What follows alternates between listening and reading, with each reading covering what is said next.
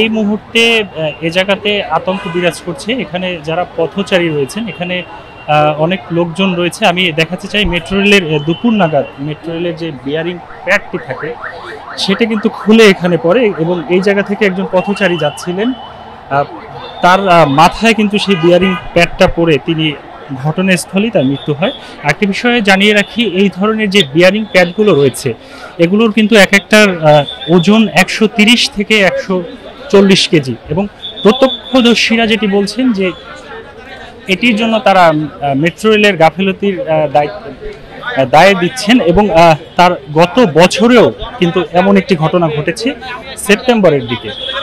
তো এই কারণে কিন্তু মেট্রো রেল কর্তৃপক্ষ এই বিষয়ে সতর্ক হয়নি, এমনটি প্রত্যক্ষদর্শীরা বলছেন। এই মুহূর্তে এখানে সেনাবাহিনী রয়েছে এবং আইন শৃঙ্খলা বাহিনীও রয়েছে, যাতে এখানে বিশৃঙ্খলতার সৃষ্টি করে যাতে কোনো অপ্রীতিকর ঘটনা না ঘটে। আমি দেখাতে চাই যে মেট্রো রেলের যে উপরের যে অংশ, পিলারের যে অংশটি, মূলত এই অংশটি ভেঙে নিচে পড়ে যায় এবং পথচারীর এই ধরনের ভারী একটি জিনিস যখন কারো মাথায় পড়ে তখন কিন্তু আসলে তিনি সাথে সাথেই এখানে তার মৃত্যু হয়।